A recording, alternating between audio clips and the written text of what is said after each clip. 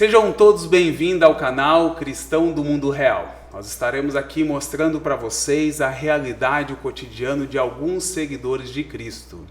E conosco hoje aqui está o Márcio Berbert. Márcio, obrigado por ter aceitado esse convite de estar nesse bate-papo. Obrigado, Joel. Obrigado pelo convite. Espero que sejamos usados aí por Deus para alcançar a vida de vocês através do que vamos vir falar no dia de hoje. Amém, com certeza. Marção, você é cristão? Sim. Há alguns anos, 19 anos já. 19 anos. Qual igreja que você participa hoje? Hoje eu estou na igreja Palavras que Curam, né? É uma denominação que possui a sede aqui em Campo Mourão. A igreja foi fundada em Campo Mourão pelo pastor Ibanez, Antônio Ibanez Júnior, né? Mais conhecido aí como Pastor Toninho. Pastor Toninho. E não tem problema nenhum em chamar ele de Pastor Toninho, né? Legal. Casado? Sou casado com a Michele. Esse ano completo 18 anos de casamento, agora no mês de outubro. Tenho uma filha que completa 17 anos agora no mês de abril. Legal. E você também é advogado, vereador? Advogo há 22 anos. 22 anos. 22 anos de advocacia. E atualmente aí uma das bênçãos que Deus colocou na minha vida, e acredito que não é somente um propósito meu, mas Deus tinha propósito de me colocar em uma das cadeiras da Câmara, até mesmo pela maneira com que foi a eleição, com que ocorreu, né? Então acredito que estou ali para não somente representar a população, mas para fazer algo representando aqueles que acreditam em Deus e acreditam justamente no caráter, na boa moral de um cristão. Legal. Há quanto tempo já que você se converteu?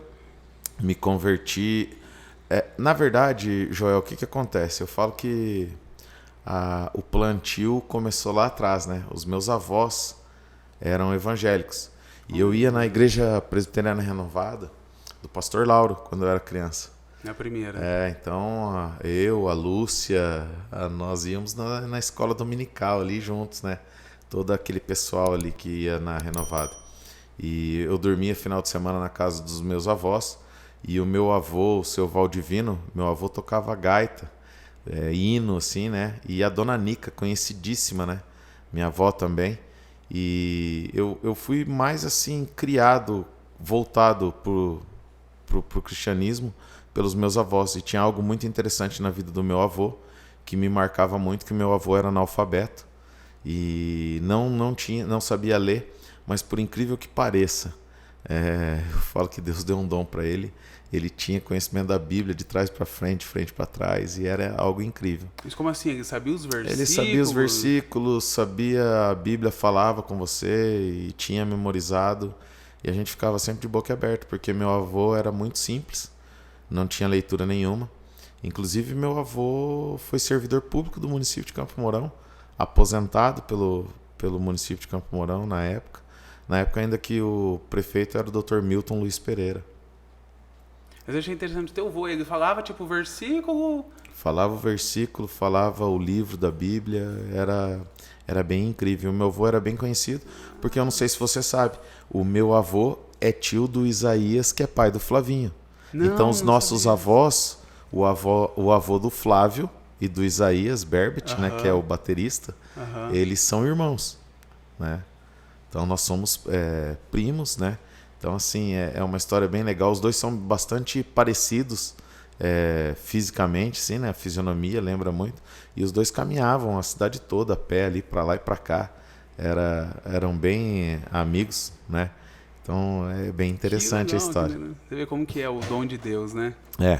Aí eu me afastei, Joel, Você nasceu aqui em Campo Mourão? Nasci em Campo Mourão em 1973.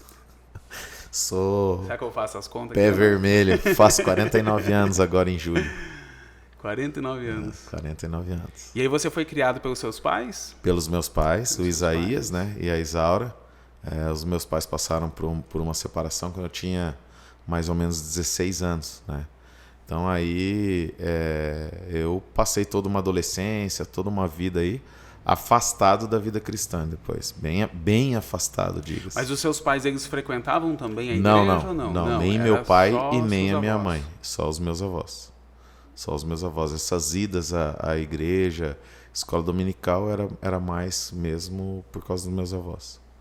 Por causa deles. Que legal. Inclusive na infância a gente ia muito, sim. Era aquela época que tinha aqueles gravadores, né? Então você chegava na avó para tomar café, se reunia lá, eles cantando o hino e a gente cantava junto. Tinha muita fita cassete depois que eu descobri lá, quando eu era criança, gravada pelo meu avô. É. Tem até hoje? Tem até hoje. Eu acredito que meu pai tenha guardado. Que legal. E aí então você ficou com seus pais, aí seus pais separaram? Separaram quando eu tinha 16 anos. Você sempre teve uma vida mais tranquila? Como que foi isso, a infância? Pois é, meu pai foi empresário, eu tive uma vida tranquila. E depois, quando eu entrei na faculdade, meu pai acabou passando por dificuldades financeiras, veio a quebrar as empresas, né? E aí é engraçado que quando... Eu sempre tive uma adolescência, Joel, bem tranquila. Aquela época você lembra, o Joel é mais novo, né? Eu que lembro, gente, eu que lembro. O Joel não lembra nada. Então era comum você com 14 anos você ter carro, andava de moto já, né? Então, e o engraçado que foi quando eu quebrei, e aí a gente vendeu carro, tudo, andava a pé. Eu fazia estágio no Fórum de Campo Mourão com o falecido e saudoso Dr. Rubens Luiz Sartori, que era promotor de justiça. Sim. E eu acabava saindo e pegava o ônibus lá no final da Irmãos Pereira para fazer faculdade de Direito lá em Umuarama. Na época só tinha Umuarama, né? Só Umuarama, nem Cianorte tinha. E então nesses momentos a gente percebia o seguinte: aqueles amigos que iam até a sua casa para sair no final de semana e ir para balada com você porque você tinha carro, muitas vezes você estava indo a pé ali, até mesmo durante dias de chuva, essas pessoas passavam por você, fazer de conta que não te conhecia. Então foi muito bom essa parte aí da minha vida, porque me ensinou muito, né? Me ensinou muito mesmo em relação às amizades e a todos esses detalhes. E como que foi a sua intensidade aí vamos colocar aí na juventude, em relação ao que o mundo oferece? Joel... Ainda mais porque você teve, daí, querendo ou não, a separação do pai e da mãe, e isso acaba dando uma liberdade a mais, não dá? Sim. Eu sempre tive carro, saía muito, e eu tive eu tinha um amigo meu de infância e ele acabou se tornando traficante. O que acontecia? Aí a gente chegava lá, conversava tal, e eu acabei entrando no mundo da droga ali, né? Usei muita cocaína, mas usei muita cocaína mesmo. Não tenho orgulho disso, né? Não tenho orgulho nenhum. O que é usar muito? Eu cheirava muito. Todo dia? Até hoje eu tenho reflexo disso, eu não tenho as cartilagens do nariz, né? Então não cheirava todo dia não, João, mas era incrível que de quarta em diante, quarta, quinta, sexta, sábado, domingo, né? Era direto. Então assim, às vezes virava a noite e sempre utilizando essas drogas. E por incrível que pareça, aí eu vou entrar aí na parte da conversão em si, né, verdadeira. O que aconteceu? A minha sogra começou a ir na igreja do pastor Toninho, que era a 5ª igreja quadrangular, se eu não estiver equivocado, ali na rua Santa Catarina. E aí eu ia lá buscar minha sogra, o pastor vinha no carro: "Você tá bem, Márcio?" Eu falava: "Tô bem." "Você tá bem mesmo?" "Eu tô bem." Só falava isso. E o pastor não falava nada, e eu também não. Mais 4 anos, o pastor me tratando com muito carinho, sempre conversava comigo, perguntava como que eu tava. E Deixa eu só voltar um ponto que você falou, que faz quanto tempo já a tua conversão? 19. 19 anos? 19 anos. E nessa época você usava cocaína? Usava. Aí eu vou entrar justamente nessa fase aí, né? E o que aconteceu? Eu comecei, Joel, usava assim a droga e ficava um peso na consciência.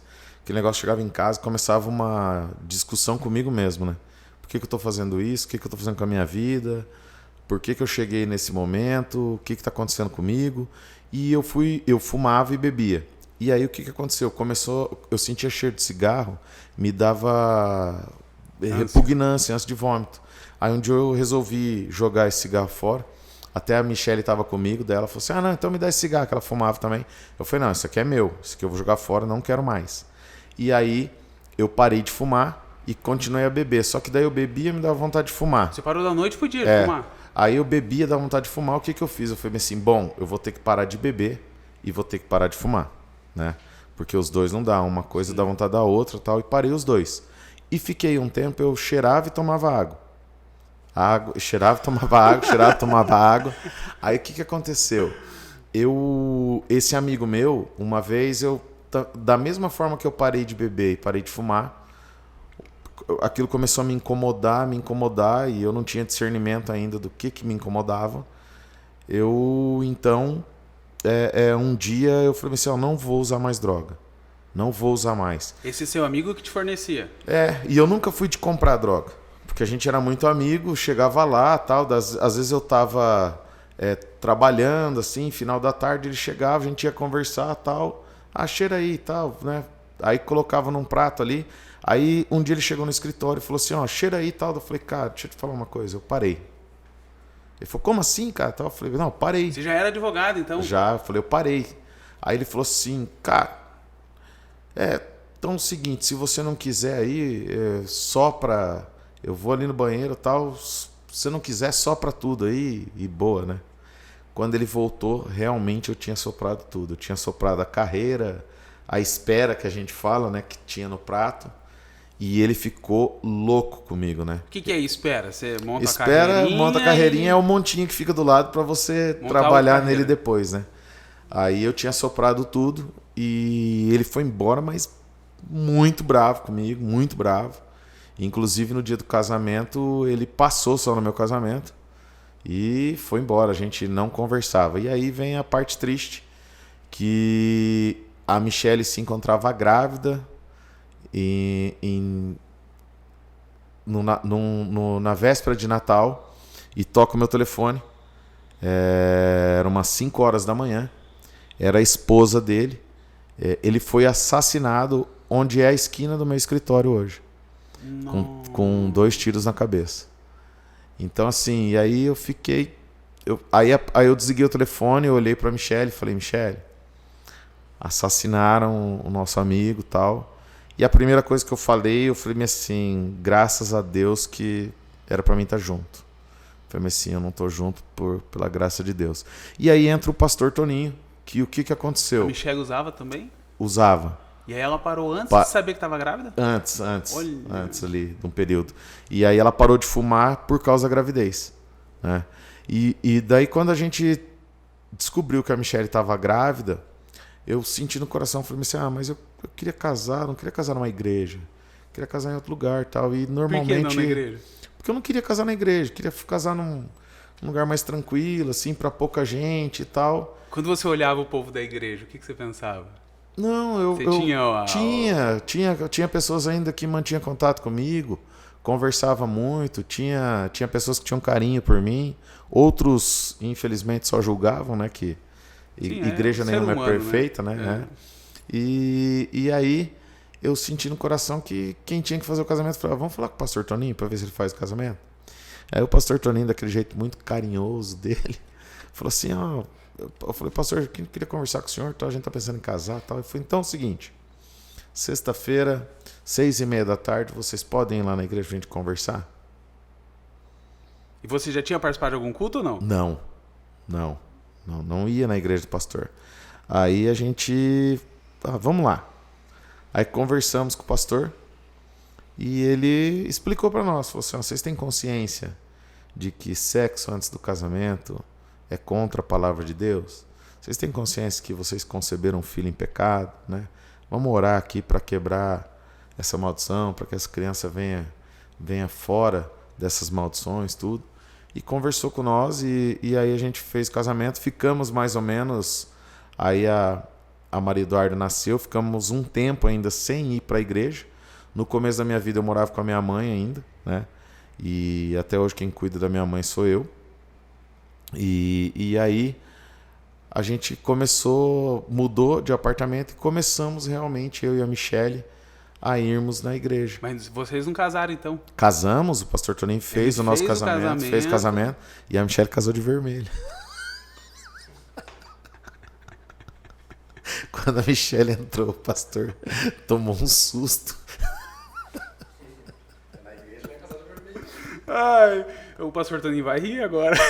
Não, mas ele sabe, ele olhou e falou, meu Deus. Onde que eu coloquei meu burro? Né?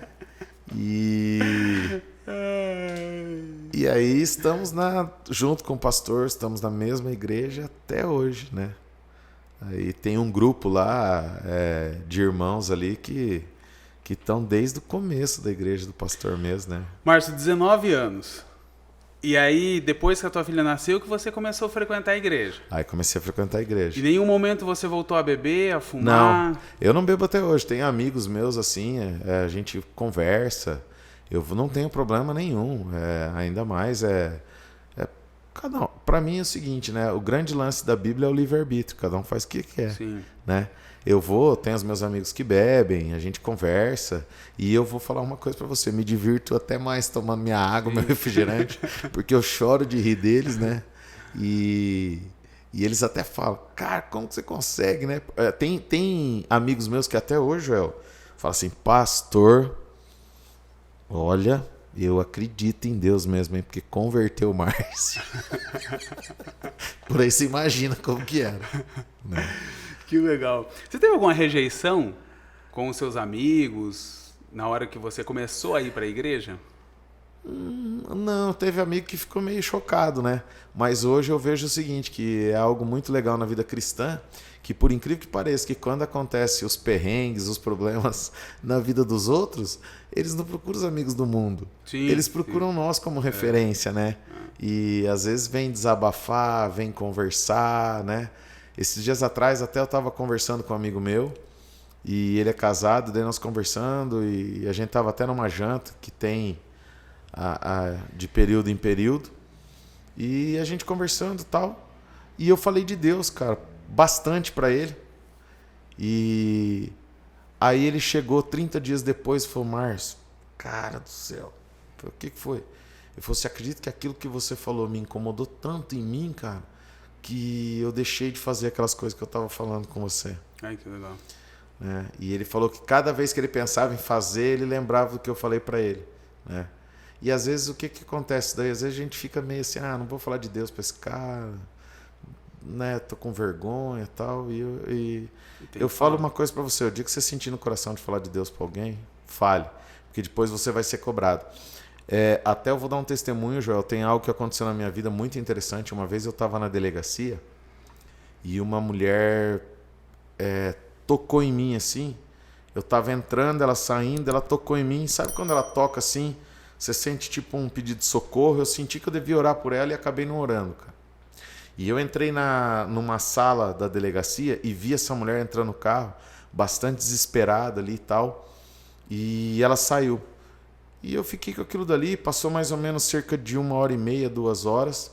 Ela tinha ido na delegacia para fazer uma denúncia de um relacionamento.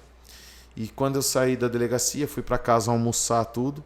Era em torno de 2 horas, eu tomei conhecimento que ela tinha cometido um suicídio. E aquilo me incomoda muito até hoje. Então hoje quando eu sinto que eu tenho que falar alguma coisa para alguém, eu vou lá, peço licença e falo.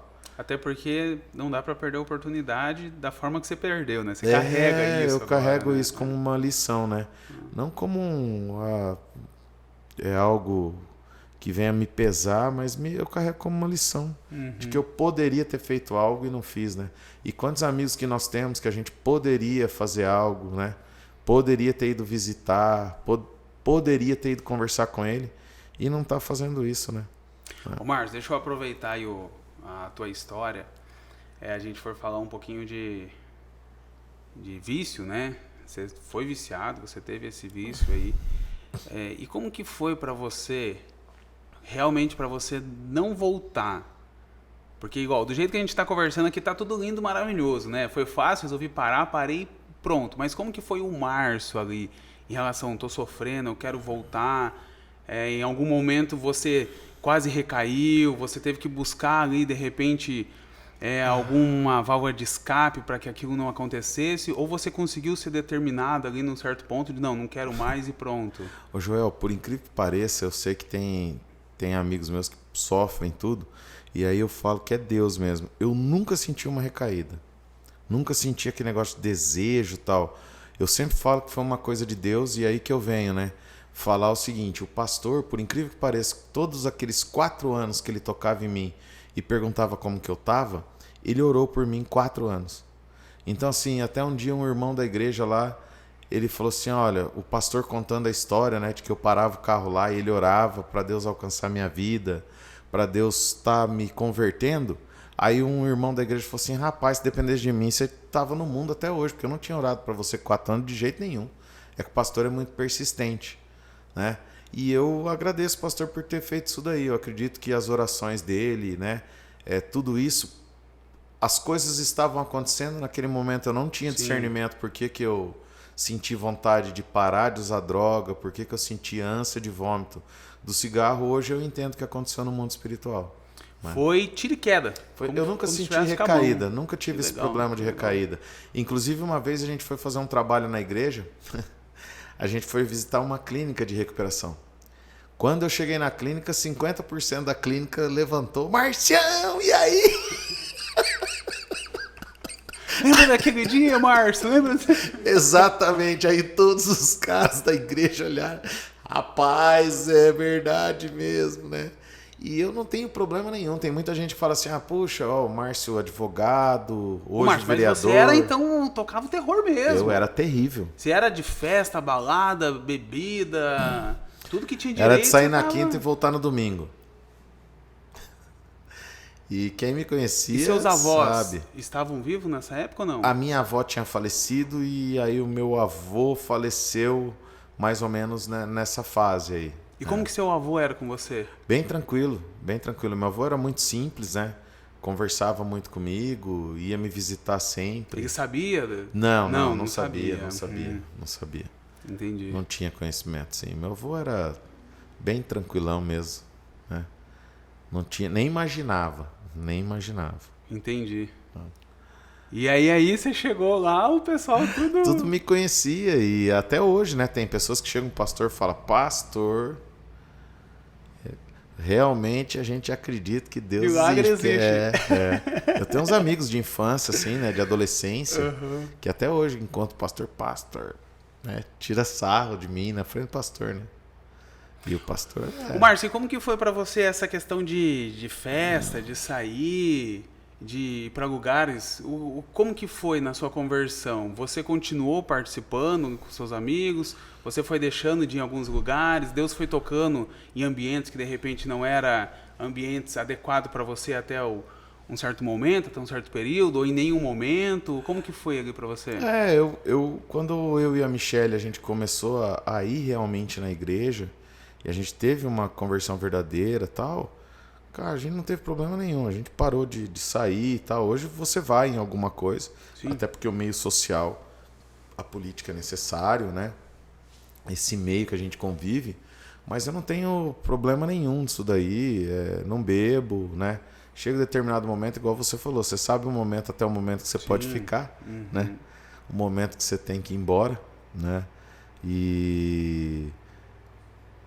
Mas eu falo até o seguinte, às vezes eu tenho lugares que eu tenho amigos meus que são donos de bar, lanchonete, então eu vou lá, como, né? Sim. Muita gente chega, vai conversar e chega ali, sempre tem aquela pergunta, né? Mas você não bebe e tal? O cara já chega, uma latinha de cerveja. Eu tinha muito assim, o Paulinho da PC, o pessoal ali, a gente fazia trilha de moto. E eles me conheciam. O Paulinho me conhecia muito lá da PC, lá de Venturi, né? Então, quando eu me converti, a gente chegava lá, tinha o churrasco do quilo.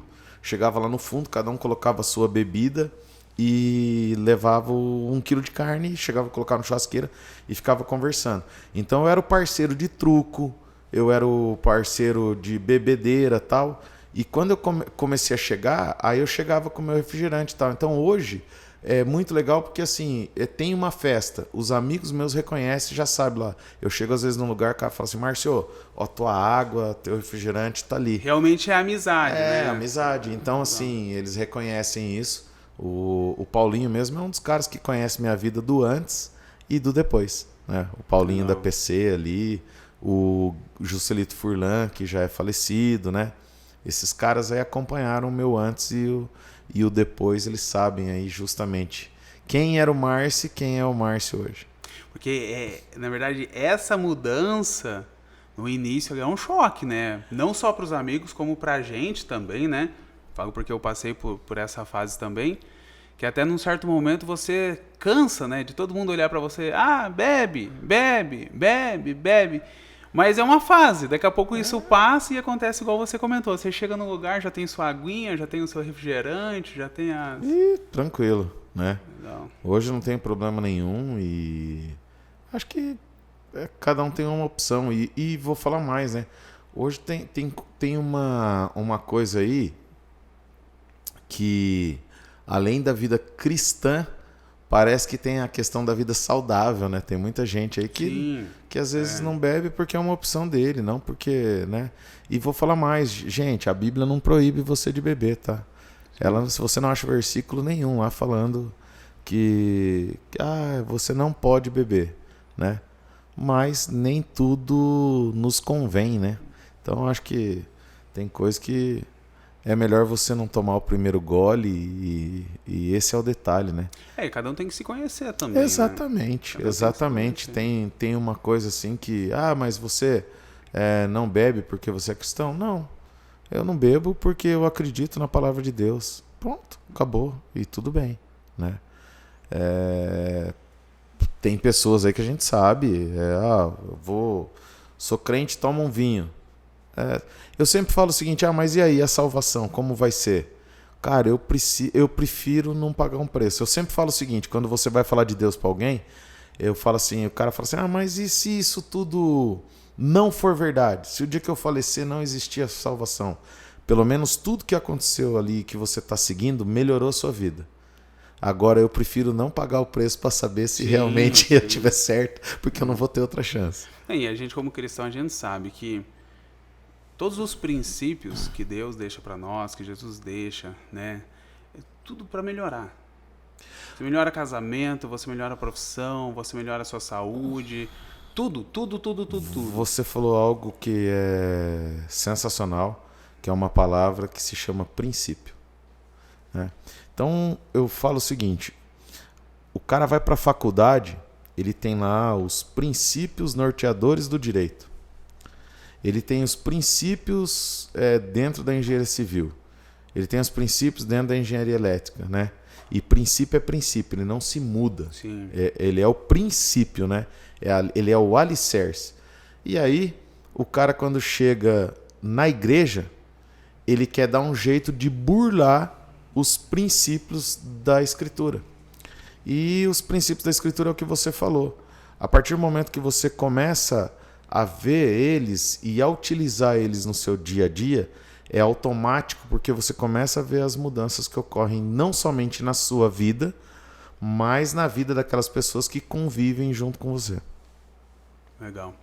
O Márcio, você tem um testemunho, na verdade, uma história aí em relação à sua candidatura, né? Tem. Como que foi essa história? Eu estive com o Heraldo durante 14 anos. Durante esse período, começa ali... Sempre gostei de política, você acaba estudando faculdade de Direito, conhecendo a Constituição, e começou uma chamazinha ali, e a Regina... Começa a história aí, a Regina me convidou para ser procurador-geral do município. Quando ela me convidou, ela falou com o Heraldo para que o Heraldo trouxesse o convite para mim. E eu falei com o pastor, pastor, a Regina me convidou, tal. O que você está pensando? Eu falei, pastor, vou conversar com a Regina e vou pedir uma semana para eu estar orando. Se ela me conceder uma semana, é porque o negócio é para ser de Deus. Se ela não me conceder, eu já não é para ser e vai parar por aqui. Aí eu fui no escritório, conversei com o Heraldo falou assim, Márcio, normalmente prefeito, essas pessoas querem a resposta na hora, né? Mas, aí eu saí do escritório, era a casa da mãe da Regina do lado do escritório do Heraldo, e a casa da Regina. Fui na casa da Regina conversar com ela, agradeci o convite, falei pra ela, né? Falei, olha, Regina, você me dá uma semana pra pensar, tal, eu vou orar, sabe que eu sou cristão. Se eu sentir paz no meu coração, eu vou aceitar o seu convite. E ela aceitou. Falou que eu podia esperar ela podia esperar aquela uma semana. E eu aceitei e aí eu fiquei 3 anos e 7 meses como procurador-geral do município de Campo Mourão. Saí no último dia do mandato, né, da Regina. Inclusive, fiz a transmissão de posse ao prefeito Ailton Tezelli, que foi eleito em 2016 e assumiu a prefeitura em 2017. E aí eu sempre tive essa chama. Daí passou um período. Deixa eu te fazer uma pergunta aí na época de procurador. O que você achou mais difícil como procurador e como cristão? Conciliar. É porque o procurador, ele tem aquele negócio, né? Eu tenho muitas essas questões dos princípios. Então, assim, os princípios do direito administrativo, legalidade, impessoalidade. O que eu faço para o Joel, eu posso fazer para o João, posso fazer para a Maria. Então, eu posso fazer, né? O que eu faço para um, eu posso fazer para outro. Então, é legal, né? Moralidade, tá? Publicidade. Puxa, eu vou fazer alguma coisa pro Joel, eu vou fazer isso daqui para você, aqui na prefeitura, mas ninguém pode ficar sabendo. Sim. Então já não é público, né? E eficiência, né? Isso daqui é eficiente. Então eu sempre trago essas regras comigo dentro da administração pública. Entendi. Né? Legal. Então foi bem tranquilo, é o que eu te falei, os princípios, você aplicar esses princípios. Então eu fiz uma atuação, não tive problema. Tive alguns confrontos, porque tem aquelas coisas que a pessoa quer que você faça, né? E você tem que explicar, olha, isso daqui não me permite. Se eu fizer isso daqui, eu vou responder um procedimento administrativo, posso responder um procedimento penal, né? Que é justamente essas regras do direito. Então, não tive problema nenhum. Que legal, né? Que legal. Né? E passado isso daí, ficou aquela chama da política ali, e um dia eu sempre falava com o pastor, tal.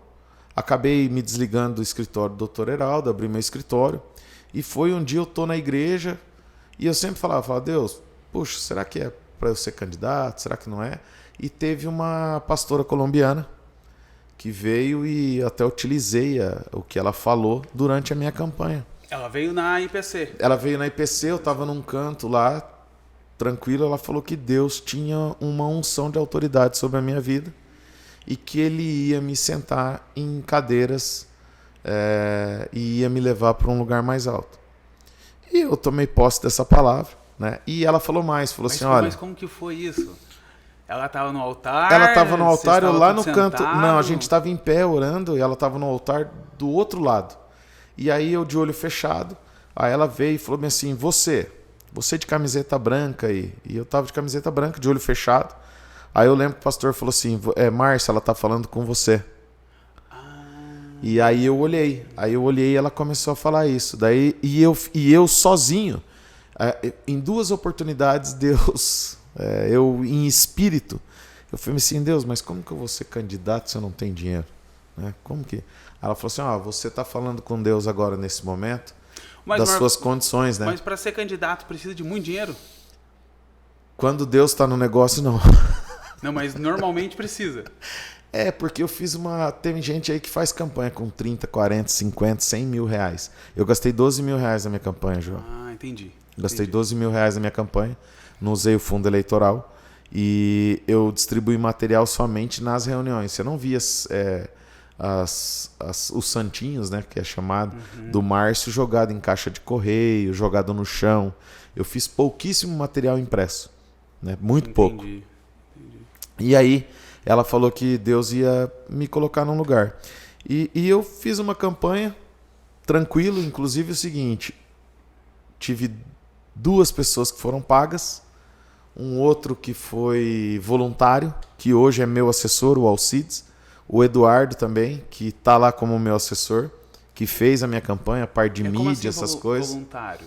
Não ganhou nada, se dedicou à minha campanha, foi lá, durante todo o período de campanha, acordava cedo, andava comigo para lá e para cá e não me pediu nenhum centavo. E por qual motivo ele fez isso? Porque acreditou nas coisas que a gente vinha fazendo, na seriedade do trabalho. E hoje é o meu assessor número 1 Que legal. Lá da Câmara, né, o Alcides. Não só ele, como outras pessoas. Né? O pastor Toninho também, pela primeira vez, me abraçou. Ele nunca foi de falar assim, olha, vote nessa pessoa. Então ele gravou um vídeo, falou da importância de ter pessoas cristãs dentro do poder público, né?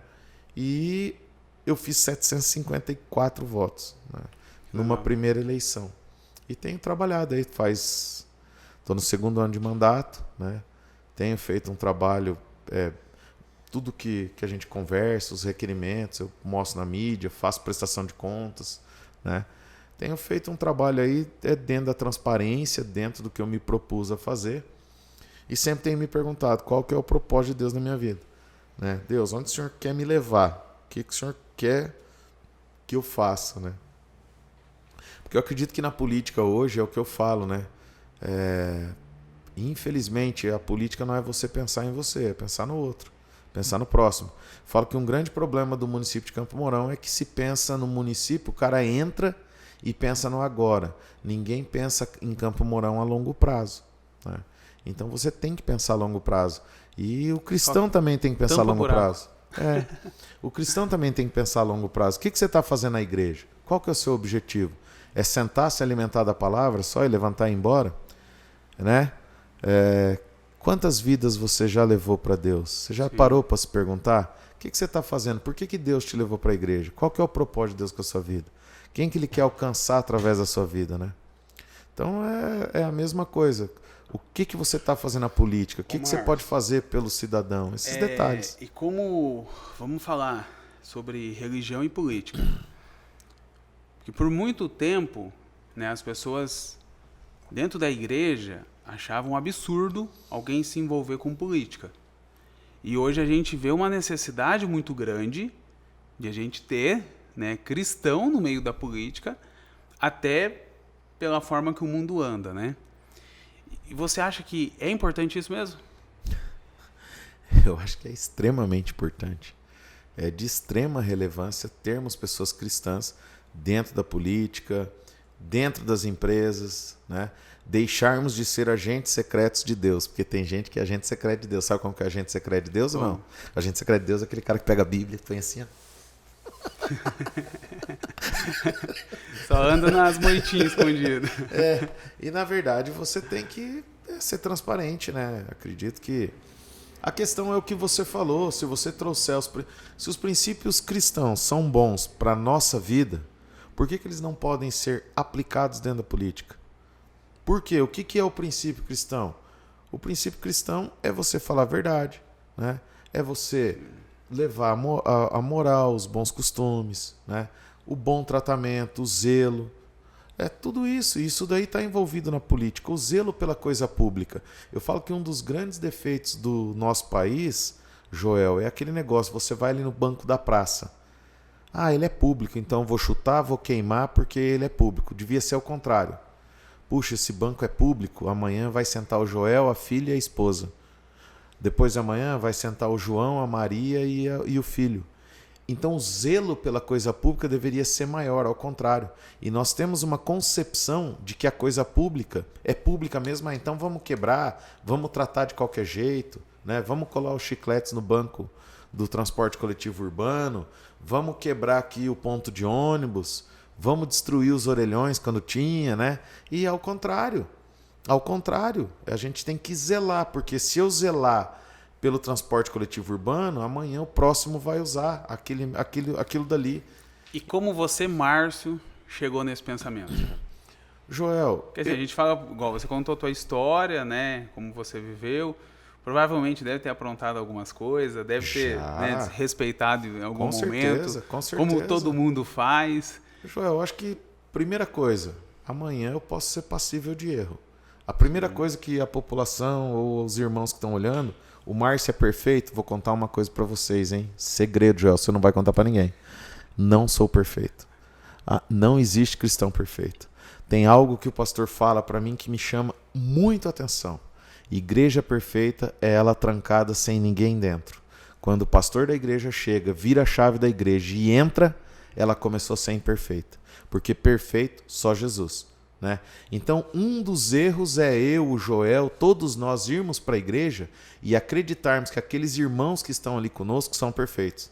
Depositar muita confiança, muita credibilidade. Não, nós não somos perfeitos. E por isso que vem o trabalho muito forte em cima do perdão. Mas o que acontece? A nossa luta diária contra o pecado e contra a imperfeição. Não é porque isso daqui eu posso ser, então que eu vou chutar o pau da barraca, eu vou falar dessa forma. Não. Eu tenho que buscar ser o mais perfeito possível, né? Posso ser imperfeito? Posso, mas eu vou fazer o máximo próximo de toda a perfeição, né? Então isso daí que me levou. Por exemplo, eu gostaria muito que um dia eu não estivesse mais aqui, mas qual o legado que eu vou deixar? Qual o ensinamento que eu vou deixar para minha filha, que ela vai passar para o meu neto, que vai passar para o meu bisneto? E eu acho isso muito legal. Por quê? Hoje você pega esses grandes evangelistas que tem, eles já não se fazem mais presentes. Mas eles deixaram grandes ensinamentos, eles deixaram grandes legados, né? Que vêm justamente... E foram imperfeitos e erraram da mesma forma, né? Exatamente, pisaram na bola, mas deixaram algo de bom. Agora eu vou ficar sentado na plateia só assistindo? Eu acho que você não tem que ficar só sentado na plateia na igreja. Você não tem que ficar só sentado na plateia na sociedade. Márcio, deixa eu te fazer uma pergunta. Quando você acaba ficando em evidência, né? Vamos colocar aí do lado político, você como advogado, você acaba sendo mais julgado. Sem dúvida. E as pessoas estão ali atentas a qualquer deslize, a qualquer erro, né? E normalmente coisas que as pessoas não iriam condenar se você estivesse no teu cantinho, não fazendo nada. E aí quando você está fazendo, as pessoas te condenam. Como que você reage em relação a isso? Você se sente por um certo momento magoado? E aí você vai buscar em Deus? Existe um tempo para cura? Como que é? Porque às vezes a gente olha, igual eu, o Joel, olhando para o Márcio. A gente vê um homem forte, né? Um homem que está aí, está buscando, está fazendo as coisas. Mas e como que é aquele homem, a hora que precisa ali se ajoelhar verdadeiramente? Não que não, tem dia que não, que a gente precisa, né? Diariamente estar buscando a Deus. Mas eu falo naquele momento ali que vem uma mágoa, uma dor, um sofrimento. Como que você é nesse momento? Joel, eu não tenho problema nenhum em perdoar as pessoas, né? E também vou falar mais. Não tenho problema nenhum em pedir perdão. Muitas vezes, em determinadas situações, é mais fácil eu reconhecer o meu erro antes do outro e pedir o perdão, porque isso gera perdão na outra pessoa. Sim. Eu não tenho problema nenhum nessa questão. Orgulho. Mudei muito em relação a isso, né? Hoje eu acho que Deus tem trabalhado no meu caráter. Eu tenho muito para mudar ainda. Mas o que você falou, às vezes você trabalha, pensa. E aí você faz, daí você recebe uma pedrada. Falar para você que na hora você não sente ira, não sente mágoa. Não tem né? como. Não tem mentira, como. Isso daí é mentira. Sente sim. Eu sou ser humano. Mas aí a gente vai naquele momentinho a sós ali, né? Fala com Deus. Eu gosto muito, tem uns determinados momentos que eu gosto de ficar quieto ali, que é o meu momento do particular, né? Eu sempre falo assim, quando eu vou fazer um júri eu peço sabedoria, quando eu vou para um plenário eu peço sabedoria, quando eu vou estudar um processo eu peço sabedoria para Deus.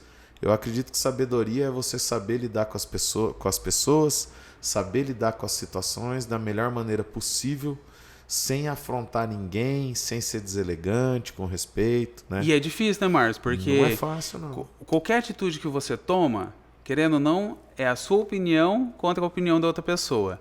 E aí, de repente, algo que você quer fazer para deixar a pessoa bem, né, ou para ajudar essa pessoa, acaba ofendendo, magoando. E muitas vezes a gente até tem que dar razão para a pessoa para que não gere um conflito maior, né? Tipo casamento. Eu escolhi viver em paz, não escolhi ser feliz. E nem ganhar discussão. Legal. Márcio, deixa eu te perguntar uma coisa, né?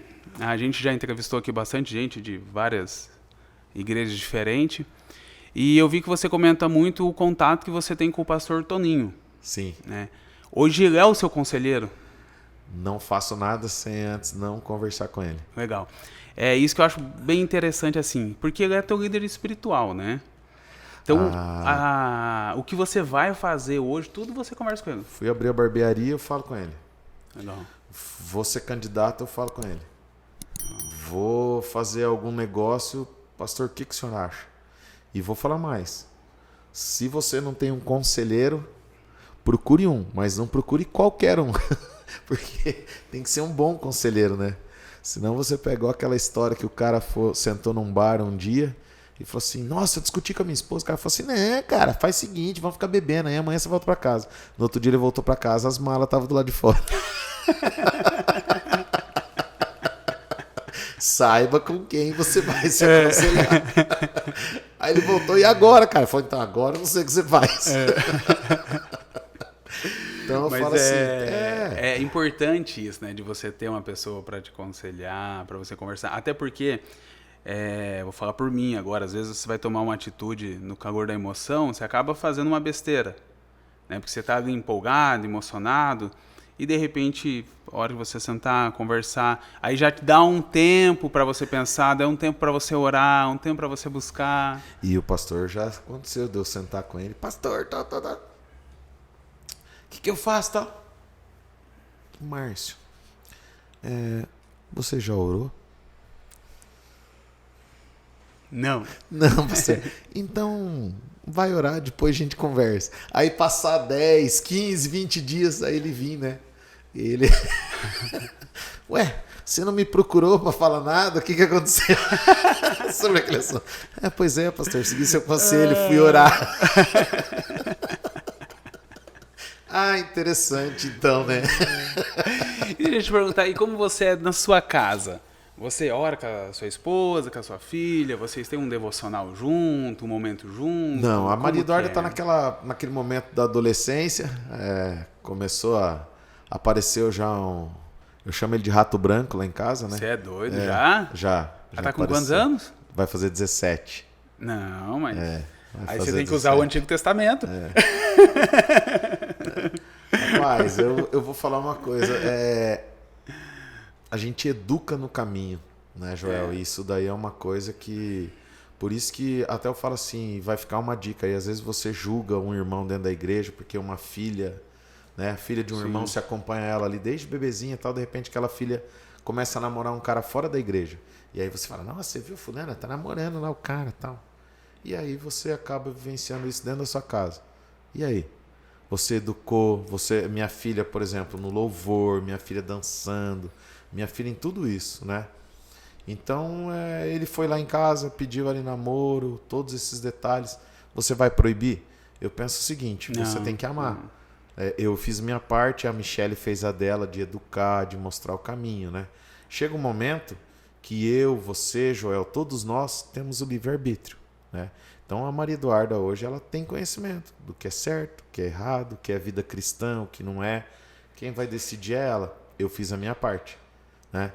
Eu acredito que nós temos que estar preparados. A criança, depois dos 12 anos, ela já tem aí um poder de discernimento, né? Hoje eu vou falar do jeito que o mundo está acelerado. Antigamente, nós com 12 anos, a gente era meio, desculpa a palavra, bobão, né?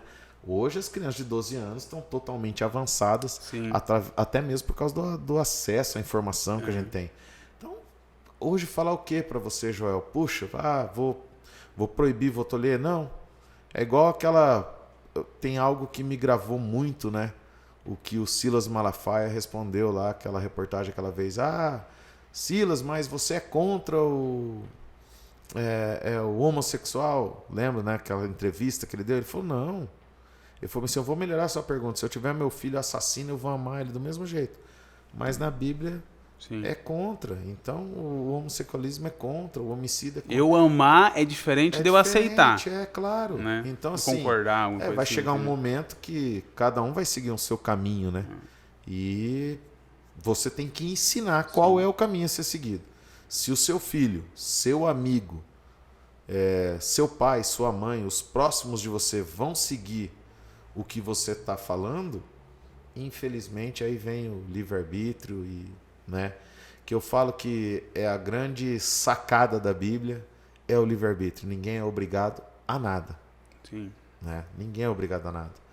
Então, mas você começa a ver que você agindo daquela maneira que está na Escritura, as coisas mudam, ficam mais fáceis, né? Vou contar outro segredo para você. Cristão sofre, viu? Muito. O Joel não sofre e tal, parece que tá sorrindo o tempo todo. Cara, muitas vezes... sofrem depressão, ansiedade. Exatamente, mas a gente aprende que isso passa, aprende que com Deus fica mais fácil, aprende com o que tem na palavra, traz conforto e boa, bola para frente, vamos para cima, né? Esse que é o detalhe. Quantas vezes você já não pensou em desistir e acabou não desistindo por oração, aconselhamento?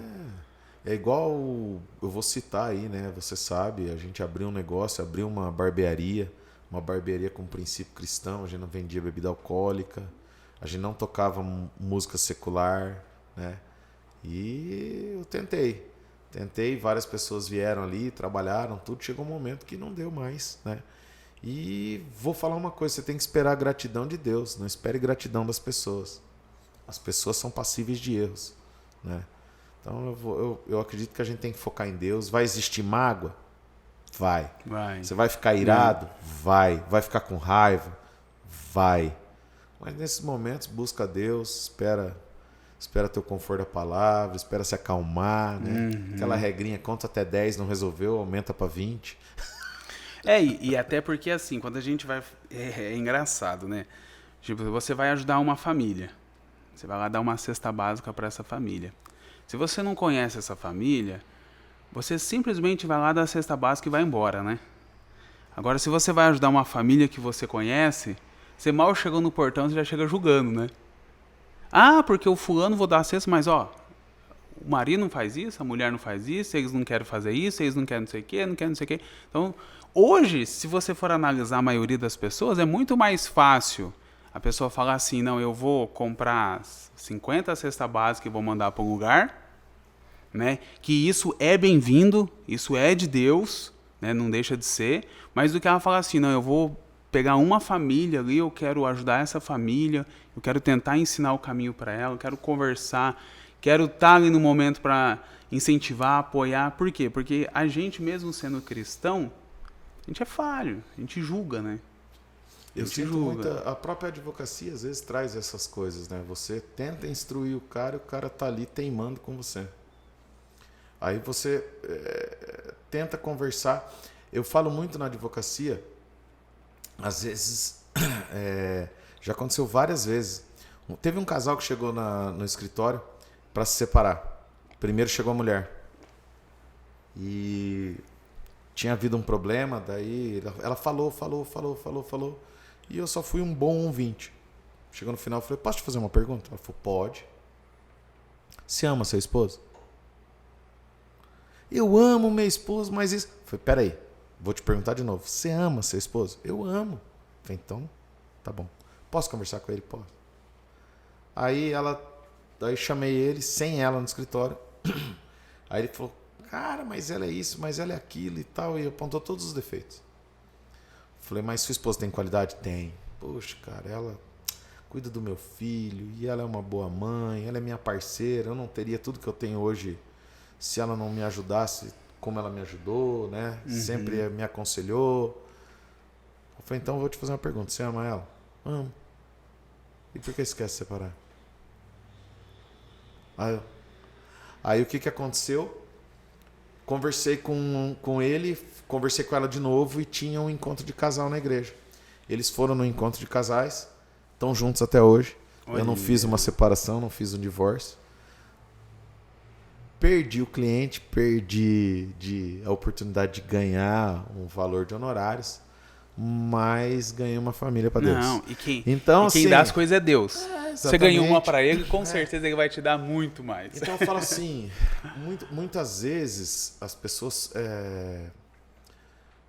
vão na igreja ou no dia a dia e acreditam que o problema esteja no outro e o problema está em você. Né? E você tem que tratar o seu problema, não o problema do outro. Né? Então começa a tratar você para daí depois você começar a tratar o outro. E é uma das coisas que a gente traz aí como princípio da Bíblia, né? A palavra diz, não olhe para a esquerda nem para a direita, senão você vai perecer, né? E a gente tem esse costume que você falou, né, Joel? Vai dar a cesta básica, tá julgando.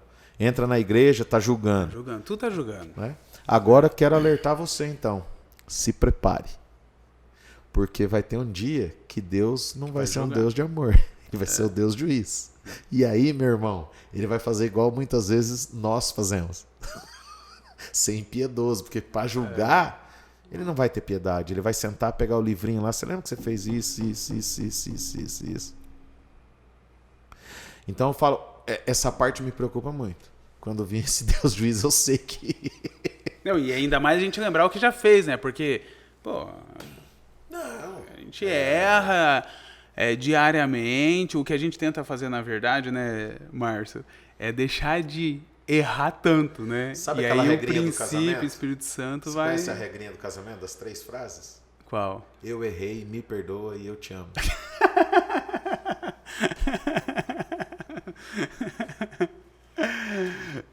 Isso mesmo. Legal. Você acaba com qualquer discussão em casa. Né? Eu errei, me perdoa, eu te amo. Legal. Marção, eu vejo que você é um cara que gosta de fazer esporte, né? Gosto, tem um parceiro aí de CrossFit. Só que o meu parceiro, eu vou falar uma coisa, ele... Vamos falar da sua mensalidade, vida. Eu pago mensalidade, vou falar aqui, e eu tenho um irmão aqui que eu queria até saber qual o plano que ele faz, porque ele eu não sei se é trimestral. Não, eu e o Joel, eu falo, eu tô aqui para falar de mim, mas o meu temperamento com o Joel é semelhante em algumas coisas que a gente gosta de fazer várias coisas ao mesmo tempo, né? É bike, é crossfit, é corrida. Tudo Às que vezes tem não faz de nenhuma esporte. direito, vai tenta. Não. O importante é estar no meio ali, participando, fazendo. Eu gosto de esporte, a gente tem... eu vejo ali pessoas até ali, às vezes a gente é usado por Deus, né? Sim, com certeza. Você, já aconteceu, né? Da gente ver ali pessoas conversarem e você não tá sabendo por que ela tá se abrindo com você. Sim. Mas Deus te pôs ali para ser um vaso ali, um instrumento na mão dele, né? É. Acho que é legal isso daí.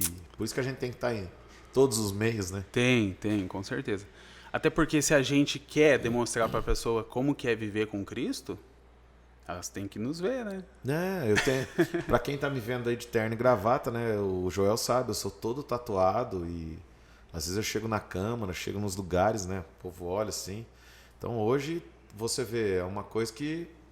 E isso não me impede de ser cristão, né? Sim. Mas aí que vem aquele negócio. Eu até gosto disso, porque muitas vezes a gente é pré-julgado. Já aconteceu uma vez de eu descer do carro, a polícia me parar na rodovia. Desce do carro, a hora que eu desci, o cara olhar, mão na cabeça, vou revistar, abre o porta-mala, tal. Aí beleza, documento, pediu o documento depois, daí eu pegar assim, abrir, aí eu carrego a OAB, não é porque carrego a OAB é CNH. Aí o policial, por que o senhor falou que é advogado antes? Eu falei, não, mas pra quê? Né? Pra quê? Sim. E aí fica mais uma vez o pré-julgamento que a gente tem das pessoas, né? Tem aquele senhor que faz aquele trabalho, né? Que chega na igreja como mendigo, né? Uhum. Que faz um trabalho muito legal. E toda igreja que ele chega, o cara quer tirar ele da igreja, quer pôr ele lá fora, né? Ele faz, daí de repente ele tá combinado com o pastor, ele sobe no púlpito, todo mundo... Vou dar um testemunho aqui. Tem uma pastora que quem aqui de Campo Mourão ela já veio algumas vezes, que ela teve lepra.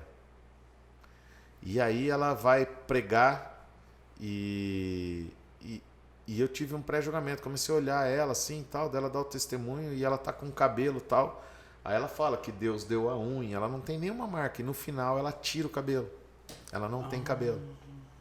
Ela falou, então vou mostrar para vocês aqui, né? E, cara, o testemunho dela é fortíssimo, né? E aí, Lembra o nome da pastora? Não? Eu não vou lembrar o nome. Até perguntar pro pastor Toninho. Eu não me lembro o nome, ela foi na quadrangular uma vez, mas eu não me esqueço dela. O testemunho dela é fortíssimo, né? E tem alguns pontos assim que a gente traz com a gente nos ensinamentos. O pastor Toninho, ele tem uma coisa ali que eu não perco por nada. Ele tem uma reunião de líderes todo domingo, às 8 horas da manhã. Legal. De liderança, onde ele faz um treinamento de líder, uma palavra mais voltada para a liderança. embasado nos princípios bíblicos. Então eu falo assim, princípio bíblico você leva para a empresa, você leva para a família, você leva para a política. Todo lugar. Você leva em tudo. Não né? só leva como deve, né? Tem que viver do mesmo jeito dentro da igreja, fora da igreja. Tem que ser a mesma pessoa, né? Fala que a gente sabe quando a gente está convertido, quando você está em casa sozinho e dá aquela dedada na quina da mesa. Pi! Só vê o barulhinho, né? Pi! Aí você sabe realmente como está a sua comunhão com Deus. Marção, obrigado, Marção, por ter estado aí com a gente nesse momento, aí nesse bate-papo. Foi muito bacana conhecer um pouco mais da sua história, né? Saber aí como foi as suas vitórias, suas lutas também, né? Não é fácil, temos nossas dificuldades, erramos, vencemos também, né? E a gente sabe que tudo isso acontece pela permissão de Deus, né? E muitas coisas acontecem porque Deus permite a gente fazer as nossas escolhas, escolhemos errado, e aí a gente tem que colher, né? Aquela Bíblia NTI comentada, tudo, ela tem uma... Quem tem ela aí, procura depois. Ela tem uma página lá que tem um estudo que fala a vontade permissiva de Deus. E aí você entende muita coisa através da leitura desse estudo. É porque olha, uma coisa que eu acho bem legal assim, ó. A pessoa pede para Deus porque ela quer ter liberdade de escolha. E aí ela escolhe errado, faz besteira, ela olha para o céu e fala assim, ó Deus. Você sabe o que? Você falou uma coisa interessante, que muita gente...